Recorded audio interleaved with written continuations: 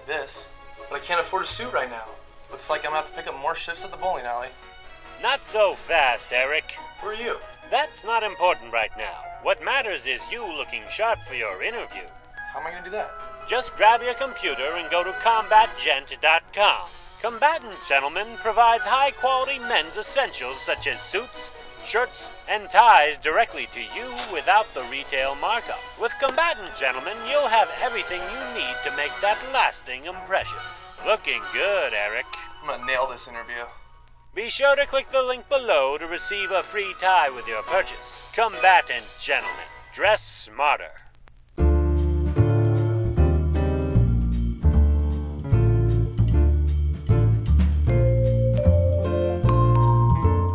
Hey, I'm Vishal Malwani, co-founder and CEO of Combatant Gentleman, and today we're going to talk to you about how a proper suit should fit. So we have our lovely model here, Eric, who's going to basically help us demonstrate the correct ways and differences between good fitting suit and a bad fitting suit. So let's start with the shoulders. So as you see, Eric is wearing our slim fit pinstripe suit, and you see that the shoulders are exactly where they need to be in terms of the fit. Again, it's very close to his body. It doesn't constrict him, but at the same time, it leaves room for the silhouette to be shown in the shoulder. What we like about good fitting shoulders is the fact that the shoulder's resting really nicely so that the arm can relax into the armhole, which then leads us into something even more important on how a suit should fit, which is the jacket sleeve length. And I think this is one of the most talked about things, especially on the internet, of how long should your suit jacket sleeve length be and should be. And we like to say that we'd like to see a good measure of at least a half to a full inch of shirt left on the sleeve length. And what that is that basically is showing people that you understand good suit etiquette, but at the same time, the jacket is not going to swim on you as you unbutton it and then sit down, because that's usually when the sleeves get longer. They end up at your mid hand, and you kind of find this funny situation where you're sitting with these abnormally long jacket sleeve lengths. Going on to jacket closure, obviously this is a 2-button suit, so obviously you might remember maybe your dad or your grandfather telling you what the little rhyme was for the jacket closure, and it's always, if it's a 3-button, it's always, sometimes, never. For a 2-button, it's always and never. And the reason why it's always and never is because you're looking for the suit closure to be perfect right around your belly button. But what it does is going to give your body a V shape. And that's really important, especially when you're wearing a slim fit suit, is that you want to feel really kind of snug right here. You don't want to be able to, what I tell people is that you don't want to be able to throw a football. That's not the goal when you're wearing a suit jacket. You really want it to be snug enough to show off the fact that you are wearing a slim fit suit, but at the same time, want to really be able to accentuate, the V in the body shape. So up next we have jacket length. Another thing that really is a big question, and there's a lot of ideas out there of what makes good jacket length. And what we always say is that we want the base of your palm or the base of your thumb to stop right at the end of the jacket. And what you see here on Eric is that that's exactly where it ends. And the whole goal is to not have a jacket that's going below your tail end, and at the same time not have a jacket that's so high up that you're kind of going for this, I guess, British pop thing that's going on. So if you turn around, Eric, you'll see that the jacket length is perfect because it covers up his rear area. And again, you don't want it too short because nobody really wants to see a guy's ass. Can I say that? Another big question that we get a lot is, how tight should the jacket be? Because when I go to the tailor, he tightens it up a lot and I get a gapping right here in the back of the collar.